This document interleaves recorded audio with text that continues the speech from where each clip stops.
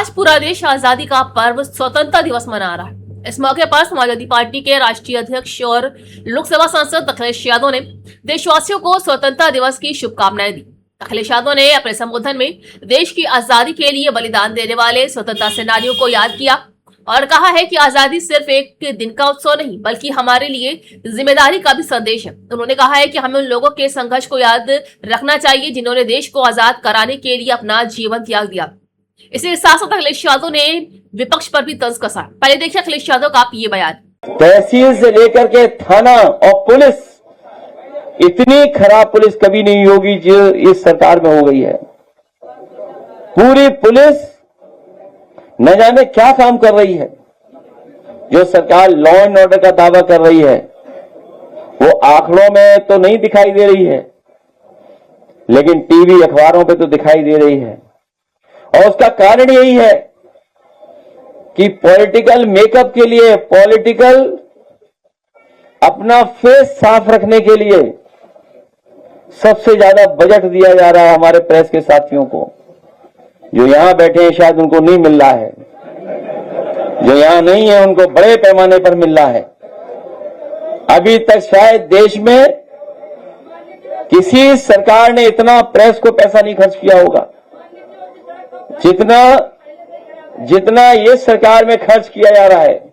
जितना हमारा संविधान मजबूत होगा उतना ही हमारा लोकतंत्र मजबूत होगा, और जितना हम आप सब लोग लोकतंत्र को मजबूत करना चाहते हैं उन्हें सबको, हम सबको मिलकर के संविधान को भी मजबूत करना है। समाजवादी पार्टी ने पहले भी समाजवादी पेंशन महिलाओं को दी थी 500 रुपए प्रति महीना। समाजवादी पेंशन पुनः शुरू की जाएगी बढ़कर के, और अभी तय किया हम लोगों ने, और पिछली बार भी आपको गणित बताया था कि 40,000 रुपए साल अपनी माताओं बहनों को देने का काम समाजवादी सरकार में होगा। और इसलिए क्योंकि 3,000 गुणा 12 36,000, और इतने साल जो नहीं दिया उसका इंटरेस्ट 4,000, तो कितना हुआ 40,000। जब आप बड़े बड़े उद्योगपतियों का 10 लाख करोड़ माफ कर सकते हैं, सरकार का गरीब जनता का पैसा उद्योगपतियों को दे सकते हैं, तो वही पैसा बचा करके हम अपनी माताओं बहनों और गरीबों को बांटने का काम करेंगे। और याद कीजिए जब लैपटॉप दिया था तो कितने हजार रुपए का था उस समय लैपटॉप कितने हजार रुपए का था? 30,000 रुपए का था। और कन्या विद्याधन दे रहे थे हम लोग, और 10वां पास बेटियों की मदद कर रहे थे।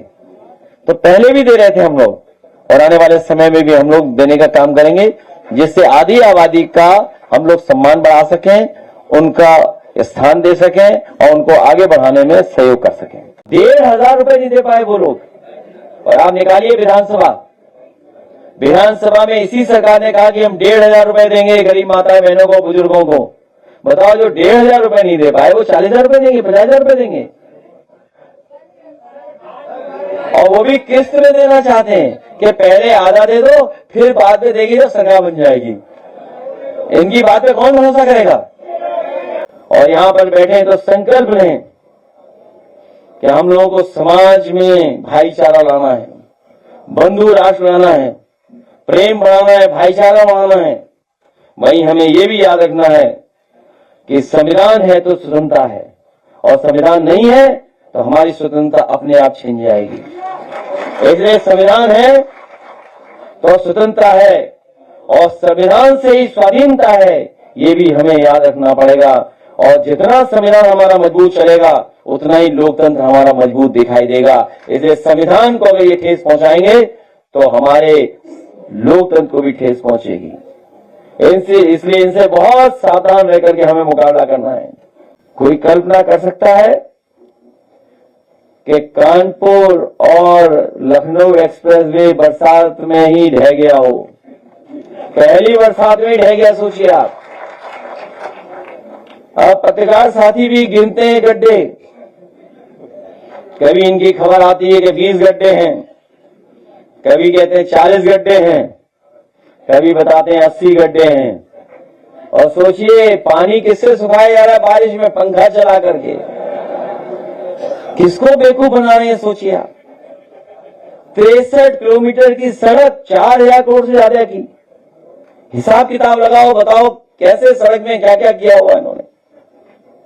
ये तो है 63 किलोमीटर की सड़क, लेकिन गोरखपुर लिंक भी है, वो 7,000 करोड़ की बनी है, 90 किलोमीटर। सोचो उसका क्या हाल हुआ होगा, उसमें कितनी सफाई हुई होगी, कितनी जेब भरी हो गई होगी।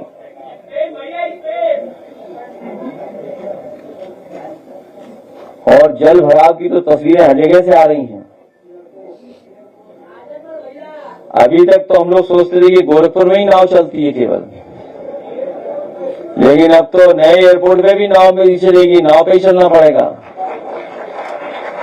अभी लोग केवल बात कर रहे थे कानपुर और लखनऊ एक्सप्रेस वे की, तब तक एयरपोर्ट में ही पानी भर गया। गोरखपुर में तो हर बरसात में ही भरा जाता है।